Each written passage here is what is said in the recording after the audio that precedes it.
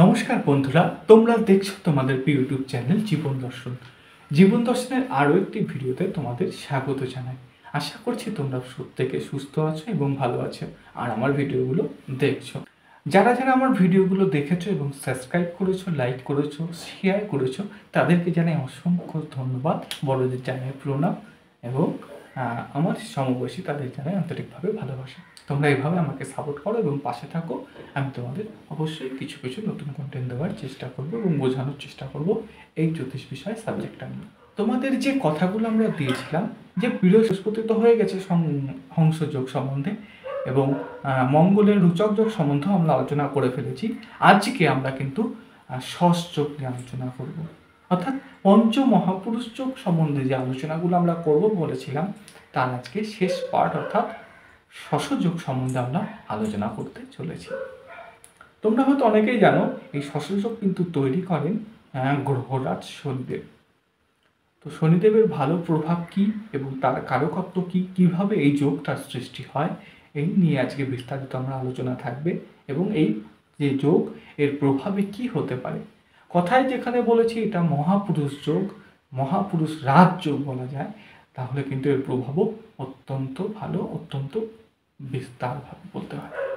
পঞ্চমহাপুরুষ যোগের যে আগের ভিডিওগুলো ছিল, হংস যোগ, রুচক যোগ, মালব্য যোগ এবং লাস্ট যেটা ভদ্র যোগ, সেগুলো কিন্তু অবশ্যই চ্যানেলে একবার গিয়ে দেখে এসো।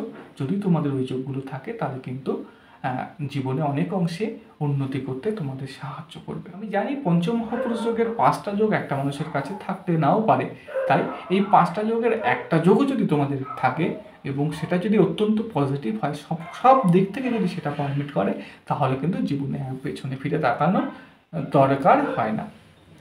তাই তোমরা প্রত্যেক কটা ভিডিও দেখো। পঞ্চমহাপুরুষ যোগের যে 5টা ভিডিও আমরা আজকে গেলে চলে যাবে, এই 5টা ভিডিও তোমরা দেখো তোমাদের কোন যোগটা আছে এবং কোন যোগ তোমাদের আছে সেটা কিন্তু অবশ্যই কমেন্ট করতে আমাকে ভুলো না, আমিও দেখে তোমাদের বুঝতে পারবো। তো চলো দেখা যাক কিভাবে সৃষ্টি হয় এই শশ মহাপুরুষ যোগ। দেখো, এই শশ যোগ তৈরি হওয়ার জন্য সবার প্রথমে কিন্তু শনিকে দুটো সূত্র অবশ্যই মেনে চলতে হয়। প্রথম সূত্র কি? অবশ্যই শনিকে কিন্তু কেন্দ্রভাব বা কোন ভাবে অবস্থান করতে হবে। কেন্দ্রভাব মানে আমরা জানি 1 নম্বর ঘর, 4 নম্বর ঘর, 7 নম্বর ঘর, 10 নম্বর ঘর, এবং কোন ভাব হচ্ছে 5 নম্বর ঘর এবং 9 নম্বর ঘর। 1 নম্বর ঘরকে কোন ভাবও বলা হয়। তাহলে একটু বুঝে নিই, যদি আমরা এইটাকে লগ্ন মানি তাহলে এটা হচ্ছে 4 নম্বর ঘর। দেখো কোনটা কোন ভাব হচ্ছে, এটা কোন ভাব, কারণ লগ্ন ভাব 1 নম্বর ভাব। 1 2 3 4, এটা কোন ভাব? 5 6 7, এটা কোন ভাব? 8 9 10, এটা কোন ভাব? এগুলো কেন্দ্র ভাব, কারণ 1 4 7 ভাব হচ্ছে কেন্দ্র ভাব, আর কোন ভাব হচ্ছে 5 এবং 9। তাহলে এখান থেকে 1 2 3 4 5, 5 নম্বর ঘরটা কেন্দ্র ভাব এবং 6 6 7 8 9, এই 9 নম্বর ঘরটা কিন্তু কেন্দ্রভাব। তাহলে বোঝা গেল যে কেন্দ্রভাবে বা কোনভাবে কিন্তু শনিকে অবস্থান করতে হবে নিজের জন্মকুণ্ডলিতে। তাহলে প্রথম সত্যটা কিন্তু অবশ্যই পালন হলো। এবং দ্বিতীয় সত্য, শুধু এই কোনভাবে বা কেন্দ্রভাবে বসে থাকলে কিন্তু শনির হবে না, তাকে আর একটা শর্ত পালন করতে হবে, যেটা কিনা শনিকে কিন্তু নিজের রাশি, দেখো আমি লিখে রেখেছি কুম্ভ রাশি, এই কুম্ভ রাশি বা মকর রাশি, এই দুটো হচ্ছে শনির নিজের রাশি, এটাকে মূল ত্রিকোণস্থ বলা হয়। আর এইটা হচ্ছে তুঙ্গস্থ ঘর শনির তুলা রাশি। এই কয়েকটা রাশির মধ্যে কিন্তু বসে থাকতে হবে। তাহলে এক কথা যদি আমি বলতে চাই, তাহলে অবশ্যই শনিকে কিন্তু কেন্দ্র বা কোনভাবে বসতে হবে, কিন্তু সত্য ওটাই সেই কেন্দ্র বা কোন ঘরটা কিন্তু অবশ্যই তার নিজের রাশি বা তুঙ্গ রাশি হতে হবে। কিছুটা উদাহরণ দিই তাহলে আর একটু ক্লিয়ার হবে তোমাদের কাছে। দেখো, যদি আমি এটাকেই লগ্ন ভাবি, কর্কট লগ্নটাকেই ভাবি, এই কর্কট রাশিটাকে লগ্ন ভাবি, দেখো 1 2 3 4, যদি শনি এই 4 নম্বর ঘরে বসে তাহলে কিন্তু এটা শশযোগ তৈরি হলো, কারণ শনি কিন্তু এটা তুঙ্গস্থ হয়। কিন্তু দেখো আমি বলেছিলাম কেন্দ্রভাবে বসলেও শনি পঞ্চমভাবে বসলেও এবং নিজের ঘরে থাকলে তাহলেও কিন্তু শশযোগ তৈরি হয়। তাহলে 1 2 3 4 5, এই 5 নম্বর ঘরে যদি শনি বসতো তাহলে কিন্তু শনি কেন্দ্রভাবে বসতো। এই কোনভাবে বসতো দেখো, 5 নম্বর ভাব কোনভাবে বসতো। কিন্তু শনির কিন্তু এটা নিজস্ব ঘর নয় বা তুঙ্গস্থ ঘর নয়, এটা হচ্ছে মঙ্গলের ঘর, বৃশ্চিক রাশির ঘর। তাহলে এখানে কিন্তু শনি সংযোগ তৈরি করলো না। যদি আমি কোন ভাব নিয়ে আলোচনা করি, আর একটা দেখো, আমি এই জায়গাটা যদি লগ্ন ভাবি এবং শনিকে আমি দশম ঘরে বসালাম, এইখানটা যদি শনি বসতো, দেখো দশম ঘরও কিন্তু কেন্দ্র ভাব, 1 2 3 4 5 6 7 8 9 10, দশম ঘরও কিন্তু কেন্দ্র ভাব। কিন্তু কেন্দ্রভাবে বসে থাকার পরও কিন্তু শনি এখানে সংযোগ তৈরি করলো না। কেন করলো না? কারণ শনি কিন্তু নিজের রাশিতে এখানে অবস্থান করছেন না, তিনি কিন্তু এই কর্কট রাশির ঘর অর্থাৎ চন্দ্রদেবের রাশিতে অবস্থান করছেন, তাই কিন্তু সংযোগ করলো না। কিন্তু এইখানে লগ্ন হয়ে যদি চতুর্থভাবেই শনি বসে থাকে, ঠিক এই জায়গাটা, এটা কেন্দ্র ভাবও আবার নিজস্ব ঘর শনি, তাহলে কিন্তু সংযোগ তৈরি করলো। আবার পঞ্চম ভাব এখান থেকে যদি পঞ্চমেও বসে থাকে, তাহলেও কিন্তু কেন্দ্র ভাব বা কোনভাবে অবস্থান করার ফলে শনি কিন্তু সংযোগ সৃষ্টি করে।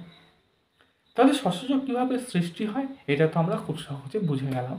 এই মহাপুরুষ যোগে মানুষের জীবনে কি কি প্রভাব দিতে পারে তা আমি বিস্তারিত এক এক করে বলতে থাকি, তোমরা শোনো। প্রথম পয়েন্ট, এই সংযোগ যার থাকবে তার ধৈর্য অনেক বেশি হয়। সে একটা কাজে অনেক দিন ধরে লেগে থাকতে পারে এবং ধীরে ধীরে ধীরে ধীরে একটু একটু করে জ্ঞান সঞ্চয় করে তারা কিন্তু অনেক দূর পর্যন্ত আস্তে আস্তে যায়।